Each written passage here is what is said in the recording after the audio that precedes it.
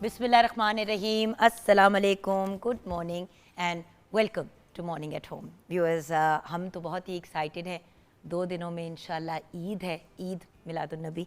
तो हमारी तो एक्साइटमेंट का लेवल आपको पता ही है, कुछ और होगा। वीकेंड पे भी हम तैयारियां कर रहे थे कि भाई इंशाल्लाह बुध को सब मिल के पूरा पाकिस्तान, पूरी दुनिया में जो भी मुसलमान हैं वो ईद का मौका सेलिब्रेट करेंगे। तो जब हम सेलिब्रेशन की बात करते हैं तो व्यूअर्स, सच तो ये है कि जी चाहता है कि अच्छी अच्छी बातें करें, पॉजिटिव बातें करें, उन चीज़ों की बात करें जिनसे हमें कुछ सीखने को मौका मिलता है। तो पिछले दिनों में मैंने एक ऐसा इंसिडेंट सुना व्यूअर्स, एक ऐसा वाक़या सुना जिसको सुन के कसम से व्यूअर्स दिल खुश हो गया। मैं हमारे जानने वाले हैं, फैमिली फ्रेंड्स हैं फैसलाबाद में, वो लोग आए थे मुलाकात करने के लिए। तो उनके साथ ना एक दो उनके फैमिली के मेंबर्स नहीं आए। तो वैसे ही मैंने पूछा कि आप के वो जो जो आपकी बेटी है और उनके जो दोनों बच्चे हैं वो नहीं आई। तो कहते वो असल में घर पे हैं क्योंकि हमारे साथ ना हमारे नेबर्स में एक बुज़ुर्ग रहती हैं आंटी, तो वो हमारे साथ शिफ्ट हो गई हैं। तो मुझे ये बात ज़रा सी वो ऑब्वियसली लगी। मैंने कहा वो शिफ्ट हो गई, मैंने कहा खैरियत थी, क्या हुआ? उन्होंने फिर जब बात मेरे साथ शेयर की ना व्यूअर्स, कसम से दिल भर आया, आंखों में आंसू आ गए कि ऐसे भी लोग हैं इस दुनिया में। क्योंकि ऐसे लोग होते थे जब हम छोटे होते थे, नाना नानी के ज़माने में, दादा दादी के ज़माने में। टू बी वेरी ऑनेस्ट ऐसे लोग होते थे। अब मैं आपको बताती हूँ हुआ क्या। बेसिकली उनके हमसायों में एक खातून रहती थी, एक हस्बैंड वाइफ का कपल रहता था। उन दोनों के आगे से शायद एक बेटा है या कोई 1 या 2 बच्चे हैं, बट वो बाहर रहते हैं। और वो बाहर ऐसा रहते हैं कि वो पाकिस्तान आते ही नहीं हैं। पहले वो टिकट वगैरह भेज के अपने अम्मा अब्बा को बुला लेते थे, लेकिन माँ बाप की जब एक सर्टन उम्र हुई और उनके लिए ट्रैवल करना मुश्किल हुआ तो उन्होंने जाना भी छोड़ दिया। तो उन लोगों ने फिर क्या किया कि उन्होंने ऐसा सिस्टम बनाया कि उन्होंने घर में उनके लिए स्टाफ वगैरह रखवा दिया, ये वो। खैर लॉन्ग स्टोरी शॉर्ट, जो खातून है उनके हस्बैंड की डेथ हो गई और वो बिल्कुल अकेली 85 ईयर्स की एक खातून एक फैसलाबाद में इनके घर के करीब, इनके हमसायों में ही 2-3 घर छोड़ के उनका घर है। तो मुझे यही बताया हमारे जो रिलेटिव हैं, उन्होंने कहा असल में हमने जब उनकी सिचुएशन देखी और उनके हालात देखे, एक तो मियाँ बीवी हस्बैंड वाइफ 50 साल की उनकी शादी, उसके बाद वो अंकल की डेथ हो गई। अब आंटी बिल्कुल अकेली घर में हुआ करती थी, सुबह से लेके रात, रात से लेके सुबह। स्टाफ उनका कभी आ रहा है कभी नहीं आ रहा, कोई उन पर नज़र रख रहा है नहीं रख रहा। हम लोग जाके हफ्ते में 1-2 दफ़ा पहले चक्कर लगाते थे, फिर हम लोगों ने हर रोज़ चक्कर लगाना शुरू कर दिया। फिर जहन में यही ख्याल हुआ कि आंटी से इतना लाड प्यार है, उनसे पूछ लेते हैं। हमारे घर में भी मतलब 2 गेस्ट रूम है तो एक रूम को आंटी का रूम बना देंगे। तो इस किस्म का मामला करके उनसे पूरी गुफ्तगू करके उनको अपने घर में शिफ्ट किया। और आप सोचें कि फिर उनके घर को रेंट पे भी चढ़ा के अब हर महीने आंटी को एक सर्टन अमाउंट रेंट भी आता है। वो उस रेंट में जो मर्ज़ी, जो उन्होंने अपनी चीज़ें वीज़ें छोटी मोटी फनकारियाँ करनी होती है करती हैं। उसके अलावा उनको उन्होंने घर में क्योंकि अपने पास ही रखा हुआ है तो खाना पीना सारी चीज़ें ऑब्वियसली वही कवर करते हैं। आंटी के पास अपने एक जो मतलब जो भी उनके पास पैसे आते हैं पर मंथ उसके आते हैं। बच्चों का मुझे नहीं पता व्यूअर्स के क्या कहानी है क्या नहीं उनकी, लेकिन इस बात पे मेरा दिल भर आया कि आप ये देखें और आंखों में आंसू आ गए कि उन लोगों ने अपने घर में इनको रखा और उनसे बड़े बाइज़्ज़त अंदाज में, ऐसे जैसे इंसान किसी फैमिली मेम्बर को घर में लेके आता है, जैसे अपनी खाला को या अपनी माँ को या अपने किसी घर के बड़े को। और फिर उसके साथ साथ उनकी सेल्फ रिस्पेक्ट का भी ख्याल रखते हुए उनके घर को रेंट पे करा के उनको रेंट भी आना शुरू हो गया। जो कमरा उनको दिया, उस कमरे में जो उन्हीं के घर के फर्नीचर की चीज़ें थी जो उनको चाहिए थी, उसको सेट किया कि उनको लगे कि उनकी अपनी जगह है। मैंने आपको ज़्यादा डिटेल्स नहीं दी व्यूअर, सिर्फ ये बताया कि हमसायों में एक खातून बेवा हुई, उनके बच्चे उनको नहीं पूछते थे। एक फैमिली ने उन्हें कहा कि जी आप हमसायों के तो इतने राइट्स हैं व्यूअर्स। एट वन पॉइंट ये भी बात कही गई थी कि लगता है कि जैसे सगे रिश्तेदारों से ज़्यादा हमसायों को हकूक़ दे दिए जाएंगे, हमसायों को इतने हकूक़ दिए गए इस्लाम में। So at the end of the day viewers, जब लोग इतना दिल बड़ा कर सकते हैं। और बाय द वे जब मैंने कहा कि अच्छा मतलब ये तो आपने बहुत अच्छा किया, उन्होंने कहा नहीं हमने अच्छा नहीं किया, ये तो अल्लाह ने हमारे साथ बहुत अच्छा किया कि हमारे घर में एक बुजुर्ग आ गया, हमारे घर में एक ऐसा इंसान आ गया जिसके और जिनके जो अपने घर में लेके आई थी आंटी, उनकी अपनी एज आई थिंक 65 है। तो उन्होंने कहा कि मुझे ऐसे लगता है कि घर में जैसे एक बड़ी बहन, एक माँ का फिगर आ गया। तो आप ये देखें कि उन्होंने वो ऐसे नहीं किया कि जैसे वो किसी के सर पे एहसान कर रहे हैं, उन्होंने ऐसे इस चीज़ को किया कि जैसे हमारे लिए भी ईजी हो जाएगा, उनके लिए भी हो जाएगा। कितनी अच्छी बात है। अगले को एक सेकंड के लिए भी ये नहीं फील कराया कि वो उनके ऊपर बोझ बनने वाली है। देखिए, कोई भी इंसान आपके घर में आके रहता है, आपका सगा सगी भाई बहन भी रहे, तो ऑब्वियसली व्यूअर्स, आपकी ज़िंदगी में, आपके लाइफस्टाइल में चीज़ें चेंज होती हैं, अखराजात पड़ते हैं, बाकी चीज़ें होती हैं। मैं गिना नहीं रही, मैं वैसे एक बात कह रही हूँ कि रियलिस्टिकली तो ये चीज़ें होती हैं। एक और कमरा, एक और कमरे की बिजली, उसका एसी चलना, 100 और चीज़ें, अखराजात तो फिर भी होते हैं। लेकिन उन्होंने एक सेकंड के लिए ये नहीं सोचा और ये भी नहीं कहा कि भी जो किराया आ रहा है फिर वो आप हमें दे दीजिएगा। उन्होंने कहा जी ये आपका, आप इंजॉय करें आंटी, हमें आपका वो नहीं कहा। उन्होंने कहा, हमने उनको यही कहा कि आंटी आप आए, हमें आपको आपकी खिदमत करने का मौका दें। सो व्यूअर्स, हमसाए, हमारे रिश्तेदार, ऐसा क्यों है कि आज की दुनिया में सगे माँ बाप लोग ओल्ड होम में छोड़ आते हैं, हॉस्पिस में छोड़ आते हैं। देखिए, एक तो ये होता है कि डॉक्टर की रिकमेंडेशन हो कि जी अस्पताल में किसी को, किसी के माँ या बाप को आपने दाखिल करना है और उनको वहीं पे रखना है क्योंकि उनकी जिस्मानी ज़रूरत है। और आजकल तो ऐसी भी सिचुएशंस हैं कि पेरेंट्स को ऐसी जगहों पे बस जाके छोड़ दिया है और फिर आगे से बच्चे का, अपने बच्चे पूछ नहीं रहे। सो जब ऐसे भले और पॉजिटिव लोग हैं दुनिया में, तो हम भी कोशिश कर सकते हैं कि हम अपने आप को एक बेहतर इंसान बनाएं। देखिए, माएँ तो सबकी सांझी होती हैं व्यूअर्स, इन अ सेंस, औलाद भी, भाई बहन भी। हर किसी को पता है कि माँ का दर्द क्या होता है, बाप का दर्द क्या होता है अगर किसी का बाप ना हो। And I will tell you one thing viewers, आप दूसरों के लिए जब करते हैं तो आपके लिए नेचुरली आसानियाँ पैदा होती हैं। कभी कभी आपकी किसी एक बाहर की हुई नेकी की वजह से आपके अपने घर में आने वाले हज़ारों अजाब जो हैं वो मुड़ जाते हैं। सो व्यूअर्स, पॉइंट आज ये इंसिडेंट या ये जो एक वाक़या शेयर करने का मेन रीज़न यही था कि व्यूअर्स, हम तो ये भी नहीं आजकल अपने हमसायों से पूछते कि उनकी तबीयत कैसी है। किसी के घर में फौतगी हो जाती है, हफ्तों गुजर जाते हैं, यही नहीं पता चलता कि उनकी फैमिली में किसी की डेथ हो गई। सुख दुख किसी में हम एक दूसरे का साथ नहीं देते, अपने रिलेटिव्स का नहीं देते, तो हमसाए तो और भी ज़्यादा एक डिस्टेंस वाली चीज़ हो जाती है।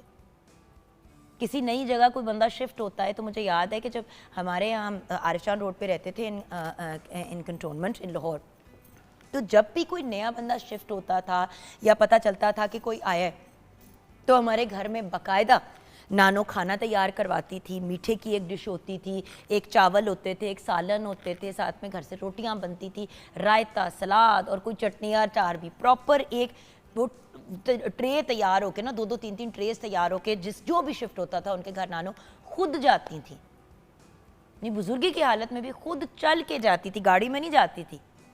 कहती थी हम सायों के घर कौन गाड़ियों में जाता है, चल के जाती थी और जाके ये चीज़ें देख के आती थी। अगेन, सईद सहगल की बीवी इमरत सहगल, बहुत अमीर खातून, लेकिन बहुत ही सिंपल, बहुत ही आजिज़ और बहुत ज़्यादा लिहाज और ख्याल करने वाली कि भाई हमारे नेबर्स हैं।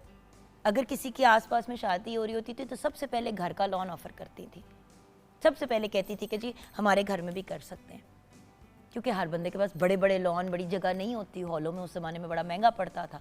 So viewers, the point is दिल बड़ा करना। बड़ी दफ़ा ऐसा होता था, अब मैं जैसे कराची में हमारे बहुत अच्छे दोस्त है रासिख इस्माइल, उनके नेबर्स में जब भी कभी इन आपस में उसी रोड पे ये लोग रहते हैं बादबान पे, तो वहाँ पे जब भी किसी की शादी होती है तो जो बीच की दीवार होती है ना साथ वाले की, वो लोग दीवार तोड़ देते हैं ताकि लॉन बड़ा करके आपस में यूज़ कर लें। आप सोचें कि अभी भी ऐसे लोग व्यूअर्स एग्जिस्ट करते हैं, तो कम से कम हमें इतना तो जानना चाहिए कि हमारे साथ वाले जो 2 घर है और सामने वाला घर और जो पीछे हमारे घर को घर लगता है, इन 4 घरों में कौन लोग हैं। व्यूअर्स, आज भी जो लोग मोहल्लों में रहते हैं, जो अंदरून में रहते हैं, अभी भी ऐसे लोग हैं कि 6 घर दूर किसी की बच्ची की शादी हो रही है तो सारों ने मिल के उस शादी में पार्टिसिपेट सिर्फ फिजिकली नहीं किया। किसी एक के घर में ढोलकी हो रही है हमसाए में, किसी एक के घर में मेहंदी रखी हुई है, मतलब सब मिल के पैसे भी डाल रहे हैं, हेल्प भी कर रहे हैं, कोई बिस्तरे बनवा के ला रहा है, कोई चीज़ बनवा के ला रहा है। तो व्यूअर्स, ऐसे वक्तों की तरफ, ऐसे वक्त की तरफ वापस जाने की ज़रूरत है और थोड़ा सा अपने अंदर इंसानियत का अंसर फिर जगाने की ज़रूरत है। बिकॉज़ व्यूअर्स, ये दुनिया टेम्पररी है, ये सिर्फ एक टेस्टिंग ग्राउंड है, असल ज़िंदगी तो हमारी इसके बाद शुरू होनी है। तो इस ज़िंदगी में जितने ज़्यादा सवाब और पॉजिटिविटी गेन कर सकते हैं कर लें। तिजोरियों में चीज़ें जमा करना, लॉकरों में जेवर, पैसे, चीज़ें डालने से कुछ नहीं होना, ये सब कुछ यहीं पे रह जाना है व्यूअर्स। जो आप अपने साथ लेके जाएंगे वो हैं दुआएं और अपने अमाल। अस्सलाम वालेकुम शेफ़ नूर। वालेकुम सलाम। क्या हाल है आपके? बिल्कुल ठीक, आप कैसी हैं? मैं भी बिल्कुल ठीक हूँ जी। शेफ़ नूर, आज के टॉपिक पे अगर आप इजाज़त दें तो किचन में आके बात करें। हाँ जी, बिल्कुल बिल्कुल, क्योंकि वक्त का मुकाबला सख्त है जी, जी, और जी। एक पर्सनालिटी को हमने ट्रिब्यूट भी पेश करना है। ठीक है। तो ब्रेक के बाद आज के टॉपिक पे भी बात करेंगे और किचन में कुछ सिंपल सा बन रहा है जी, जी। उसके बारे में भी हम जानेंगे। तो व्यूअर्स, ब्रेक में चलते हैं। ब्रेक से आने के बाद किचन में मिलेंगे। 31 दिसंबर 1942 को जमशेद अंसारी साहब पैदा हुए। आप पाकिस्तान के बेहतरीन फिल्म, टेलीविज़न और रेडियो आर्टिस्ट थे। आपने अपने फ़नी करियर का आगाज़ एक्टिंग से किया। आपने रेडियो और टेलीविज़न पे बेशुमार यादगार परफॉर्मेंसेस दी। रेडियो प्रोग्राम हामिद मियाँ के से आपने अपने में सफ्तर के किरदार में आपने बड़ी मशहूर परफॉर्मेंसेस भी दी और अपना नाम भी बनाया। ये रेडियो का प्रोग्राम था हामिद मियाँ के पीटीवी कराची सेंटर से आपका पहला ड्रामा आगा नासिर साहब का था और घोड़ा घास खाता है उसका नाम था। आपने 200 से ज़्यादा टेलीविज़न प्लेस में काम किया। आपके मशहूर ड्रामों में अंकल उर्फ़ी, अनकही, उसके अलावा तन्हाइयाँ भी शामिल हैं। आपकी वफ़ात 24 अगस्त यानी कि आज 2005 में हुई।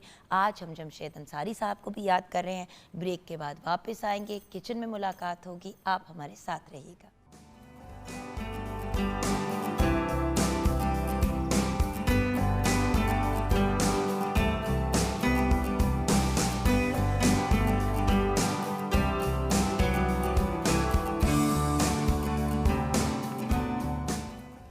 Welcome back from the break viewers. हम आ गए किचन में और ये मैं क्या पिघला रही हूँ शेफ़ नूर? ये गुड़ है। अच्छा, ये तब से मैं गुड़ पिघला रही हूँ जी। ये हम गुड़ क्यों पिघला रहे हैं आज? आज हम बना रहे हैं गुड़ वाले चावल। क्योंकि हमने बात की मिलाद की, मिलाद नबी की, तो ऑब्वियसली मीठा बनता है। बट एक बात है, मीठे पे भी डिपेंड करता है कि आपके घर में आपको कौन सा अच्छा बनाना आता है। अक्सर लोग खीर ही बनाते हैं because it's a quick and वो वाली चीज़ ना। मैंने नहीं, उसमें भी बहुत टाइम लगता है। मैंने डब्बे वाली बनाते हैं आजकल तो। फ्राइडे नहीं, मैं तो डब्बे वाले नहीं, मैंने तो खुद उसका मिक्सचर बनाया और वो खुद बनाई खीर मैंने, और बाकी खाना बाहर से मंगवाया। अच्छा, तो ये हम गुड़ को, आज गुड़ वाले चावल जो बना रहे हैं, तो इसके अंदर अब मैं क्या डालूँ नेक्स्ट? आपने घी डालना है उसमें। यहाँ पे? अच्छा जी। ठीक है, सारा? जी, सारा डाल दें। बिल्कुल सही, ठीक है। और फिर ये स्पैचुला है हमारा, ये हमारा देसी घी है, राइट? दोनों मिक्स हैं। दोनों मिक्स है। अच्छा, और अब हम इसमें क्या करने वाले हैं? हम इसमें अब इलायची डालेंगे। ये लेना स्पैचुला। मैंने कहा हम घी तो ना वेस्ट करें ना। घी आपको पता है, ये देखिए कितना अब निकला इसमें से। अगर हम, आपको पता है मैं स्पैचुला के बगैर नहीं छोड़ती चीज़, क्योंकि फिर एग्जैक्ट मेजरमेंट होनी चाहिए ना। अच्छा, अब हम इलायची डालेंगे। इलायची इसमें डालेंगे, जिसको हम कहते हैं इलायची कड़कड़ाएंगे। अच्छा, फिर बस उसके बाद फिर हम अपने ये लौंग डालेंगे। ठीक है, सिर्फ लौंग। हाँ जी। उसके बाद बस, और ये जो सौंफ है हम चाशनी में डाल देंगे। सौंफ हम चाशनी में डाल देंगे। ये लीजिए, चाशनी में चला गया थोड़ा सा उसमें। अब यहाँ पे इसको थोड़ा सा चूल्हा का बिल्कुल फ्लेम को स्लो कर दें। बिल्कुल। और हम ये दूध और साथ ही चाशनी डाल देंगे। दूध और चाशनी डाल? हाँ जी। राइट जी। तो ये है बेस गुड़ वाले चावलों की जी, जिसकी हमें समझ नहीं आती कि कैसे बनाना। बिल्कुल सही है। ठीक है, तो अब आप इंग्रेडिएंट्स की तरफ आते हैं। तब तक इसको, इसके अंदर अभी और कुछ जाना है? बस इसको आपने थोड़ा सा मिक्स करना है और फिर अपने चावल डाल के जो है इसमें वो कर देने। मैं इंग्रेडिएंट की तरफ आती हूँ। उसके बाद फिर हम इंग्रेडिएंट बनाएंगे। कुछ व्यूअर्स, ये मौके पे करने वाली चीज़ें होती हैं, वरना जो है ना उसकी पूरी लुक एंड फील ख़राब हो जाती है। एक्चुअली गुड़ वाले चावल भी बहुत जल्दी बनते हैं। हाँ जी। अगर आप देखें तो ये देखें, हमने सारा का सारा चाशनी, गुड़ वगैरह इसमें से निकाल के इसमें डाल दिया। हल्का सा हम इसको कुक करेंगे। एक सेकंड शेफ़ नूर, एक सेकंड, ये लीजिए। हाँ जी। अब हम क्या कर रहे हैं? मज़ीद दूध? हाँ जी, थोड़ा सा। बस थोड़ा सा ये बॉयल जब बबल्स बनना शुरू हो तो चावल डाल के उसको हमने इस चम्मच से हिलाना है। बिल्कुल ठीक है, और फिर ढक दूँ? जी चलें जी, अब आप अपनी इंग्रेडिएंट्स की तरफ। ये कोकोनट और ये हमारे बादाम है और ये ऊपर थोड़े से बादाम डालेंगे। बिल्कुल सही। और इसमें हम वो कब डालेंगे अपना खोया? खोया हम एंड पे डालेंगे क्योंकि खोया भी डाला तो मेल्ट हो जाएगा। इसमें कोकोनट पाउडर डाल के इसमें उसको मिक्स करेंगे ताकि वो खोया सख्त हो जाए। तो जब दम खोलेंगे तो उस वक्त हम डालेंगे। चलिए अब आप अपनी इंग्रेडिएंट्स की तरफ आ जाए।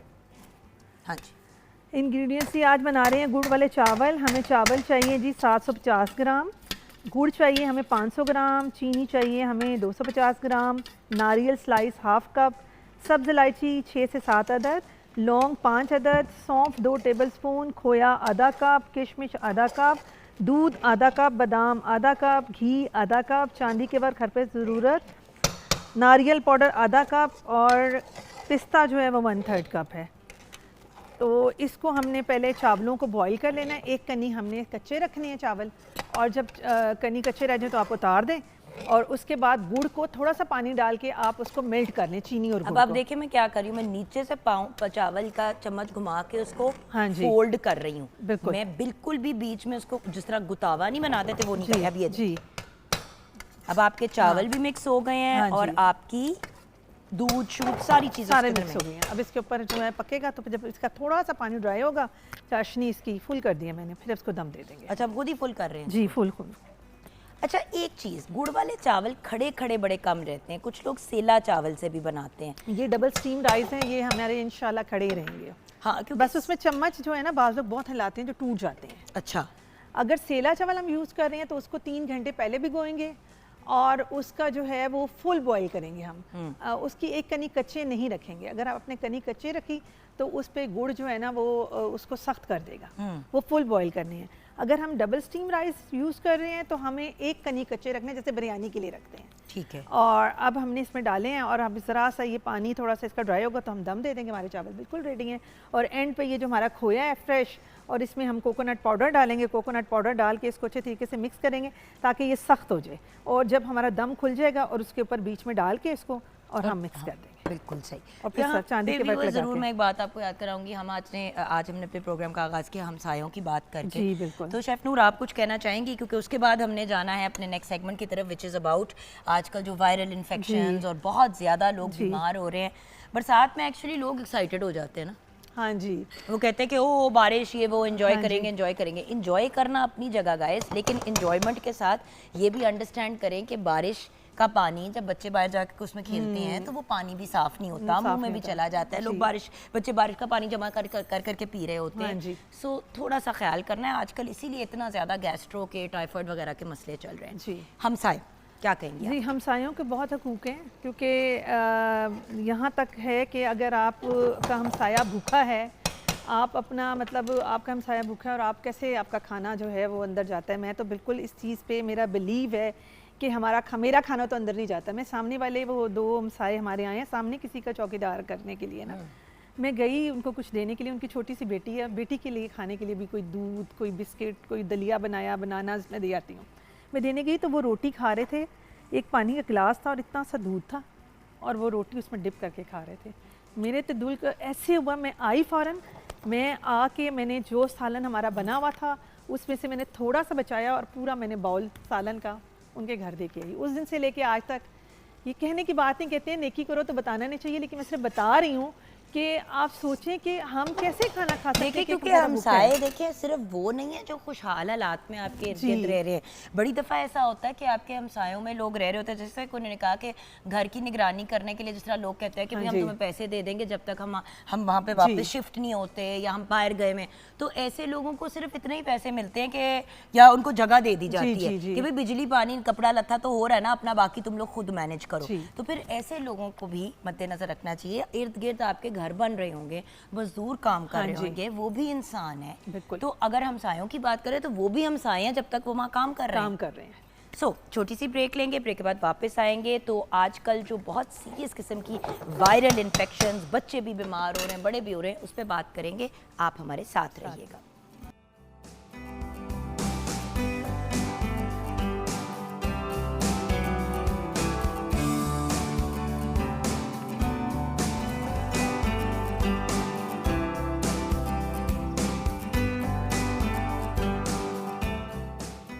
Welcome back from the break. Viewers, मुस्कुरा इसलिए रही हूँ क्योंकि मंडे मॉर्निंग है और हमें एक एक्साइटमेंट है रबीउल अव्वल की, लेकिन मैं इसलिए नहीं मुस्कुरा रही कि हम अभी वायरल इन्फेक्शंस की बात करें। मुझे अभी एकदम से ख्याल है कि इतनी बड़ी मेरे चेहरे पे मुस्कुराहट है, लोग कहेंगे पता नहीं कौन सी बड़ी अच्छी बात बताने लगी है, लेकिन बताने लगे हैं।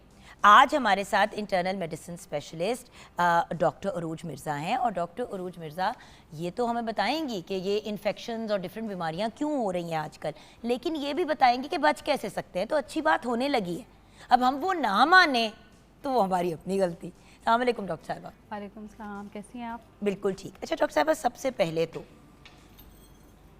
पहले तो इस मौसम से, ये जो एक स्पेसिफिक मौसम होता है जहाँ पे हर जगह बारिशें हो रही होती हैं, पानी भी जमा हो जाता है, फिर थोड़ी देर बारिश हुई, फिर एकदम से हब्स हो गई, इस मौसम में जहाँ पे लोग मौसम को बड़ा एंजॉय करते हैं, इवन हब्स में जब एकदम से बारिश होती है तो सब बड़ा एंजॉय करते हैं।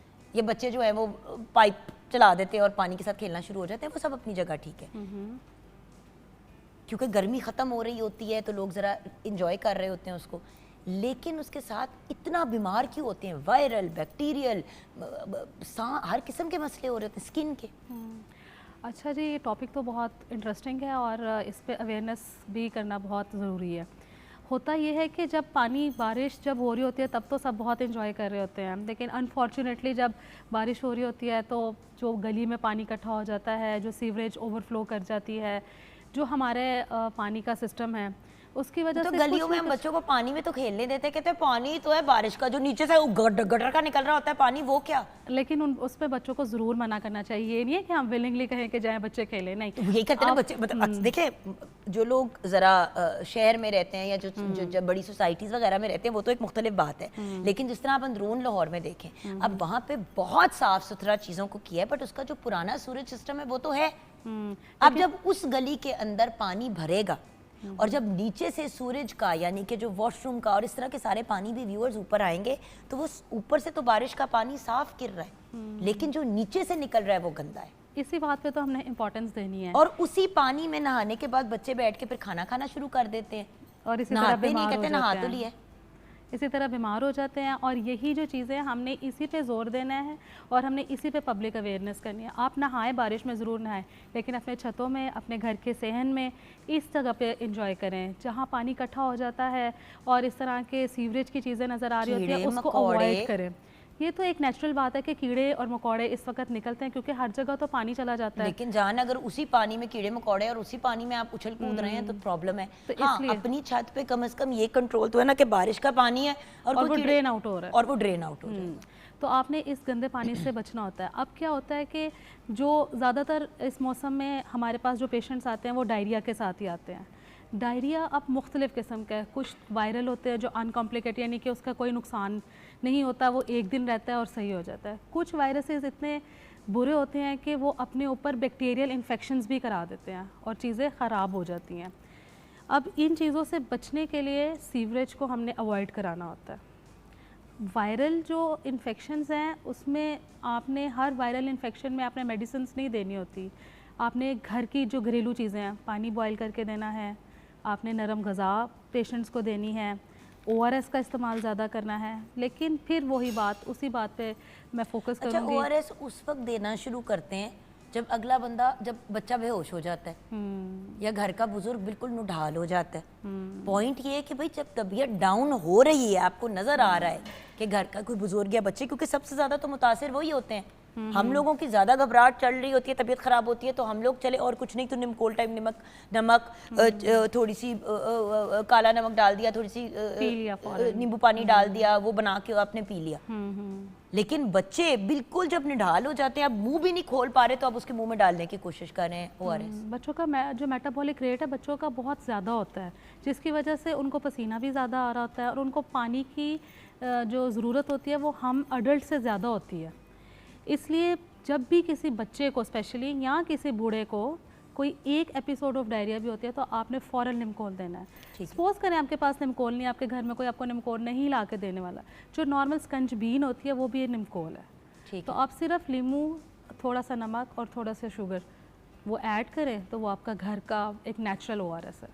थोड़ा सा पुदीना डाल दें जायका मज़े का करने के लिए, वो आपकी चॉइस है। बट द फैक्ट इज़ जहाँ सारा दिन गर्मियों में हम कुछ ना कुछ पी रहे होते हैं, वहाँ पे ये एक छोटा सा एक एडिशन करने का। अब जैसे कि परसों रात को मेरे घर में ना कुछ मेहमान वगैरह आए हुए थे डॉक्टर साहिबा, तो मैंने क्या किया कि मैंने कहा कि अभी जब शाम को काफ़ी ज़्यादा जो है वो रात को आपको पता है हब्स हो जाती है, बाहर चीज़ें सेट कर रहे थे, मैंने बड़े से 2-3 जग बनवाए ORS के, और मैंने सबको ना एक एक गिलास ORS पिलवाया। पानी तो था ही, मैंने कहा सब पियो। उन्होंने कहा नहीं बाजी ठीक है। मैंने कहा बेटा आपने 2 घंटे बाद गिर जाना है।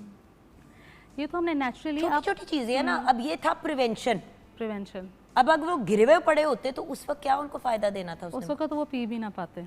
अच्छा ये तो हो गया ना सिर्फ पेट चलने पे। अब पेट चलने के साथ अगर बुखार भी हो रहा है, उल्टियां भी चल रही हैं, पेट में भी मड़ोड़ हो रही है, आंखें जैसे चढ़नी नहीं शुरू हो जाती, जैसे आंखें ऊपर चली जाती हैं, उसमें क्या करें? और सबसे पहली बात तो ये कि डायरिया में किस स्टेज पे डॉक्टर से रुजू करें? देखें जब ये जो आपने सारे सिम्टम्स बताए हैं ना, ये एक्सट्रीम एंड सिम्टम्स हैं सारे। जनरली जब भी डायरिया शुरू होता है, वो कभी भी इस तरह डायरिया नहीं शुरू होता कि आपने एक मोशन किया और उसके बाद आप बेहोश हो गए, ठीक है। या तो वो बहुत ही लार्ज वॉल्यूम डायरिया के एपिसोड, इसमें आप बेहोश हो जाए।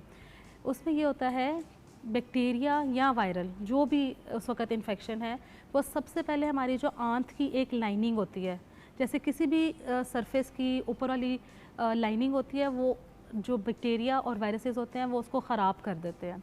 उसकी वजह से क्या होता है, आप जो भी खाएंगे, आप जो भी पिएंगे, वो एब्जॉर्ब ही नहीं हो पाएगा, आपकी आंतें जज़ब ही नहीं कर पाएंगी, और वो सारा उसी तरह आपका खाया पिया पानी निमकोल कुछ भी वो उसी तरह डायरिया की सूरत में निकल जाएगा। फिर इससे नेक्स्ट स्टेज क्या होती है कि वो डायरिया तो हो ही रहा है, अब वो आपका स्टमक की लाइनिंग भी ख़राब हो जाती है, वो आपके एक्सेप्टेंस ही फूड को नहीं कर रहा होता, फिर वॉमिटिंग शुरू हो जाती है। अब आप देखें वॉमिटिंग भी हो रही है, डायरिया भी हो रही है, 2 जगह से आपका वाटर मिनरल लॉस हो रहा है। इसके बाद थर्ड स्टेज में होता है कि जब आपके इलेक्ट्रोलाइट्स ख़राब हो जाते हैं, जिसमें सोडियम है, पोटाशियम है, वो आपके ज़ाया हो रहे हैं डायरिया से भी, वॉमिटिंग से भी। थर्ड स्टेज के अंदर फिर पेशेंट बेहोश होता है जब उसके नमकियात और पानी की इतनी सवेयर कमी हो जाती है कि पेशेंट की बॉडी उसको नॉर्मली टॉलरेट नहीं कर पाती। इस स्टेज को फिर हम कहते हैं डिहाइड्रेशन। और फिर डिहाइड्रेशन को भी अगर ये लोग अवॉइड करें, यानी कुछ पेरेंट्स इग्नोर करें, हाँ अवॉइड, यानी कुछ पेरेंट्स होते हैं नींद आ रही है सोने दो सोने दो। अच्छा हाँ। एक बात प्लीज़, ये मैं सब पेरेंट्स को कहूँगी क्योंकि मैं भी इससे गुजर चुकी हूँ। हमजा मेरे अब 20 साल के हो गए माशाल्लाह, पहला बच्चा था, इसी तरह ना पेट खराब, वॉमिटिंग वगैरह। अच्छा वो उसको गनूदगी आए, उसको नींद आए, सो तो गया हमजा, लेकिन मेरा ना दिमाग में बार बार वो घूमे कि यार ये सो तो गया है, पेट इसका खाली है। वो मैं उसी तरह ना बच्चे को गोद में उठा के ले गई, जबकि घर के बड़े सब यही कह रहे थे कि उसको सोने दो, रेस्ट करने दो। शुक्र है मैं डॉक्टर के पास ले गई, उधर ही खड़े खड़े डॉक्टर ने उसको बच्चे को ड्रिप लगाई तो उसकी आंखें खुली। भाई जो बच्चा सारी रात सोया हुआ है, जो दिन में भी उसने नैप लिया है, उसकी आंखें ही नहीं खुल रही, तो इसका मतलब है कि कोई प्रॉब्लम है। अल्लाह का मैं करम करती हूँ कि मैं लेके गई तो उस वक्त डॉक्टर ने उसको ड्रिप लगाई तो थोड़ा हमजा ने होश किया, और उसके बाद उन्होंने, क्योंकि उसको टाइफाइड हुआ था, टाइफाइड हुआ और आप था। देखिए जनरली जो बच्चे होते हैं वो इतने सुपर एक्टिव होते हैं, वो जनरली कभी भी अपने रूटीन से अलावा सोते नहीं मैं हैं। यही तो उस वक्त सोचूं डॉक्टर साहिबा कि इसको हो क्या गया है। मतलब अच्छा भला तो उछल कूद फुदक फुदक फुदक, हाँ पेट चला हुआ है, बट यू नो अगर बच्चा वॉमिट करके भी फुदकना शुरू हो जाए तो आप कहते हो इट्स ओके। उसके बाद मैंने कहा यार जब पेट खराब होना, जब दूसरी दफा पेट चलना है ना, पहली दफा पेट चला आपने ORS वही वाला टोटका, उसके बाद सेकंड पेट चलने पे आपने उसे अवॉइड नहीं करना। बच्चे को और बुजुर्ग को तो पंगा नहीं आपने, क्योंकि बुजुर्ग के अंदर भी पानी की कमी ऑलरेडी होती है। हम लोग जैसे अडल्ट हैं, हम लोगों को भूख लगती है, प्यास लगती है, हम उठ के चल फिर के खा लेते हैं। कुछ बुजुर्ग इस तरह होते हैं कि वो बेड बाउंड होते हैं, बचा वो बता नहीं सकते, कुछ ऐसे होते हैं जो क्योंकि जैसे मेरे अपनी फैमिली में कुछ ऐसे बुजुर्ग हैं जिनको हम कहते हैं आंटी जी पानी क्यों नहीं पीती, कहते हैं पुत्र कौन उठे कौन वॉशरूम जाए। अब आप कैसे समझाएं? तो वही होता है ना, बंदा बहाने बहाने से कोई पीने की चीज साथ रखती, ये कर दी, अम्मी जी 2 घूंट ले ले, इस तरह की चीजें। लेकिन बुजुर्ग पीते नहीं है, इस उससे के बाथरूम बार बार जाना पड़ेगा, अगर चलने फिरने जोगे भी हूँ कि बार बार जाना पड़ेगा। तो आप देखेंगे उन बेचारे पेशेंट्स को अगर 1 या 2 मैक्सिमम डायरिया के एपिसोड्स हो जाए, उनका तो सारा इलेक्ट्रोलाइट और वाटर लॉस यहाँ ही हो जाएगा। तो इसीलिए being very very mindful is important. अच्छा अब कौन सी बीमारियां हैं जिनका हमें ख़ास ख्याल करना चाहिए इस मौसम में? इस मौसम जैसे में टाइफाइड को मैंने टच किया, टाइफाइड तो अब पाकिस्तान में एपिडेमिक यानी एक एपिडेमिक आया हुआ है तो ना, यार बचे कैसे फिर इससे? वैक्सीनेशन, ठीक है, आप अच्छा, लोग कहते हैं वैक्सीनेशन करा भी दो तो फिर भी हो जाता है। तो उसमें सबसे पहले आपने प्रिवेंशन भी तो करनी है। जैसे आप जनरली पॉपुलेशन, जैसे आप क्लिनिक पे बैठे होते हो, आप पूछते हैं पानी कौन सा पीते हैं, फ़िल्टर का, कहाँ से आता है जी, वो घर के पास टैप्स लगे हैं वो वहाँ से हम ले आते हैं। फ़िल्टर का पानी कभी भी सेफ़ नहीं है। मैं अपने हर पेशेंट को कहती हूँ और मैं जनरली भी सबको कहती हूँ कि फ़िल्टर का पानी सेफ़ नहीं है, उसको प्लीज़ बॉयल करें। पता है क्यों सेफ़ नहीं है व्यूअर्स? मैं आपको एक्सप्लेन करती हूँ। अब जैसे मैंने अपने घर के बाहर कूलर लगाया हुआ है कि लोग आते हैं वट पानी की सबील पहले लोग लगाते थे। कूलर एक मोर मॉडर्न सिस्टम है, और वो जिस तरह स्कूल के वगैरह के अंदर होता था ना, तो वो डबल वाला कूलर लगाया हुआ है और उसके अंदर मैंने डबल फिल्टर लगाया हुआ है। अब मेरे और जानने वालों ने भी लगाया हुआ है, हर 3 महीने बाद फिल्टर बदलते हैं। तो मेरे तो घर और बहुत से लोगों के घर लोग तो अपने इतने इतने बड़े कंटेनर लेके आते हैं भरने के लिए, तो उस फिल्टर की कितनी को जान होती है। तो इवन दो कुछ फिल्टर्स 3 महीने बाद चेंज होते हैं, मेरे घर का फिल्टर हर 3 हफ्ते के बाद दोनों डबल फिल्टर चेंज होते हैं। और आप फिर भी देखिएगा वो किस कदर गलीज होते होंगे और वो इतने गंदे होते हैं व्यूज, क्योंकि मैंने तो इसीलिए लगाया ना कि अगर पानी मैं लोगों को फराम कर रही हूँ तो साफ करूँ। फिल्टर वाला हमारा कहता है बाजी आप बार बार कराती हैं। मैं कहती हूँ बेटे एक फिल्टर का हाल देखे जो आप निकाल रहे हैं। कहते हैं बाजी लेकिन इसकी लाइफ 3 महीने होती है। मैंने कहा बेटा लेकिन लोग ज़्यादा पानी बोतलें आके भरते हैं बाहर से, माशाल्लाह, जो 19 लीटर्स की कैन होती है, लेकिन आप प्लास्टिक वाला जो इतना होता है। हम फिर भी उनको कहते हैं कि आप प्लीज़ बॉयल करने में कोई इतना वक्त नहीं लगता, आप उसको बॉयल करें और उसको ले। टाइफाइड फैलने की सबसे बड़ी वजह ही पानी है। फिर दूसरा ये है कि जंक फूड्स, बाहर के खाने, बच्चे जो कैंटीन में लेके जाते हैं। और यार सोसाइटीज़ में भी जिन लोगों ने फिल्टर्स लगाए हुए हैं, with all due respect viewers, क्या आप गारंटी के साथ कह सकते हैं कि जिस सोसाइटी में आप रहते हैं उधर का जो बड़ा पानी का टैंकर है उसका वो फिल्टर रेगुलर चेंज करते हैं? शुरू में तो सब देखिए व्यूअर्स, या तो आपका सबसे बेहतरीन तरीका ये है कि अगर आपको डाउट है आप पानी चेक करवा लें, अपना पानी टेस्ट करवा लें नलके का। देखिए डॉक्टर साहिबा को आपको फिल्टर्स को के पानी को उबालने का क्या फ़ायदा है? डॉक्टर साहिबा ने तो नहीं बीमार होना, या बल्कि बीमार होंगे लोग तो उनके पेशेंट और होंगे, उनके पैसे और बनेंगे। हम तो लोगों को हॉस्पिटल से और डॉक्टर से दूर करना चाह रहे हैं, बचाना चाह रहे हैं, बचाना चाह रहे हैं। एक जनरल अवेयरेंस है। आप यानी कि पानी बॉयल करने में कोई 5 से 10 मिनट लगते हैं, लेकिन टाइफाइड नॉर्मली अब पाकिस्तान में कॉम्प्लिकेटेड टाइफाइड आ चुका हुआ है, जिसके लिए हमें बहुत हैवी एंटीबायोटिक्स देनी पड़ रही हैं। इवन अब 2-2 एंटीबायोटिक्स आपको देनी पड़ रही हैं, आईवी में देनी पड़ रही है यार। इतना, और वो भी डबल डोज। क्या आपको याद है जब at least when I was younger, I remember typhoid होता था, एंटीबायोटिक दी जाती थी, 5 दिन में सही हो जाता से 7 दिन के अंदर आप क्लियर हो जाते थे, दवाई भी आपकी खत्म हो जाती थी। अब पहले इंट्रावीनस एंटीबायोटिक देते हैं, वो इंट्रावीनस खत्म होती है, उसकी डोज 5 दिन, 7 दिन, 10 दिन, उसके बाद फिर 2 हफ्ते की ओरल भी देते हैं। क्यों? क्योंकि हमने बिला वजह एंटीबायोटिक्स ले लेके अपना बेड़ा गर्क कर दिया, रेजिस्टेंस डेवलप कर ली और है। वायरल इन्फेक्शन में भी एंटीबायोटिक ले लेते हैं खुद ही। यही तो वजह है जो अब हम बार बार पेशेंट्स को कहते हैं, जो वायरल एपिसोड्स होती है, चाहे वो फ्लू हो, चाहे वो कफ हो, चाहे वो डायरिया हो, आपने वायरल को खुद इटसेल्फ सेट होने देना है, क्योंकि उसका इंक्यूबेशन पीरियड जो उसके लाइफ टाइम होता है वो हर 2 to 3 डेज़ होता है। लेकिन जो पेशेंट इम्यूनो कॉम्प्रोमाइज्ड हैं, जैसे जिनकी इम्यूनिटी नहीं है, डायबिटिक हैं, हाइपरटेंसिव हैं, या उन्हें कोई और क़ुव्वत मुदाफ़त की बीमारी है, जी जी जी, तो उसमें ये होता है कि आपने उन पेशेंट्स को कहना है कि अपनी डाइट से अपनी डाइट से उस चीज़ों को प्रॉपर मेंटेन करें, क्योंकि जो जिनकी क़ुव्वत मुदाफ़त कम होती है उनको टाइफाइड जल्दी असर करता है, कोई भी वायरस जल्दी असर करता है, और जब वो वायरस असर करता है तो वो दूसरे बैक्टीरियाज को भी अपने ऊपर एक्ट करने की परमिशन दे देता है, जिनकी क़ुव्वत मुदाफ़त कम होती है। उसकी वजह से क्या होता है कि वो एक सिंपल सा वायरस बैक्टीरियल को भी साथ अटैच कर लेता है और डिज़ीज़ ज़्यादा बढ़ जाती है। बिल्कुल सही। सो डॉक्टर साहिबा, अगर हम एक बात करें गाइडेंस के पॉइंट ऑफ व्यू से, अगर हम अपने व्यूअर्स को एक खुलासा अपनी आज की गुफ्तगू का दें तो मैडम वो क्या होगा प्लीज़? 3 चीज़ें हैं। प्रिवेंशन, आपने हाथ धोने हैं, अपने बच्चों को ज़रूर सिखाना है कि वॉशरूम से होकर आएँ, खाना खाने से पहले, बाहर जाने से पहले और बाहर से आकर आपने अपने हाथ ज़रूर वॉश करने हैं। सेकंड, सपोज़ करें कि घर में किसी को भी, बच्चे को, बूढ़े को, किसी बड़े आदमी को, औरत को डायरिया हो जाता है, उसको शदीद ख़राब होने तक वेट ना करें, उसको ORS शुरू करें और जैसे ही दूसरा एपिसोड आए और वॉमिटिंग आए डॉक्टर के पास जाएं, ख़ुद सेल्फ मेडिकेशन ना करें। तीसरा, डिहाइड्रेशन को अवॉइड करें। जैसे अगर मई, जून, जुलाई का है तो भी हीट एग्जॉशन और हीट स्ट्रोक के पेशेंट्स आते हैं। अगस्त, सितंबर, अक्टूबर में हब्स की वजह से डिहाइड्रेशन, डायरिया की वजह से डिहाइड्रेशन, एक्सेसिव वॉमिटिंग की वजह से डिहाइड्रेशन, इवन नॉर्मल जो फीवर है, कफ, फ्लू, उसमें भी डिहाइड्रेशन होती है। आपने पानी ज़्यादा पीना है, निमकोल ज़्यादा पीना है, अगर आपके पास ORS अवेलेबल नहीं है तो स्कंजबीन बना के पिएं, लेकिन ज़रूर डिहाइड्रेशन को प्रिवेंट करें। अच्छा, एक बात ज़रूर पूछूंगी डॉक्टर साहिबा बिफोर वी क्लोज़ आज का सेशन, कि मुझे ये बताइए कि जो लोग सॉफ़्ट ड्रिंक्स, अक्सर लोग जो है वो वाइट वाली, नाम नहीं ले सकते, वाइट वाली सॉफ़्ट ड्रिंक जो है वो पिला देते हैं इस कंडीशन में और कहते हैं कि पी लें, मगर मैंने तो एक जगह पढ़ा था कि कैफ़ीन और कैफ़ीन वाली चीज़ें बिल्कुल भी डिहाइड्रेशन में नहीं लेनी चाहिए। जी, तो आपने ये बिल्कुल क्या ठीक, मामला है? आपने बिल्कुल ठीक सुना है। मैंने खुद, हमारी फैमिलीज में खुद ऐसे होता है। नहीं, वो घर की खवातीन अक्सर कहती है थोड़ा जे पानी white- डाल के। नहीं ओदे विच थोड़ा जा पानी पा दो, मतलब वो जो वाइट सॉफ्ट ड्रिंक होती है और उसमें नमक डाल के पिला दो।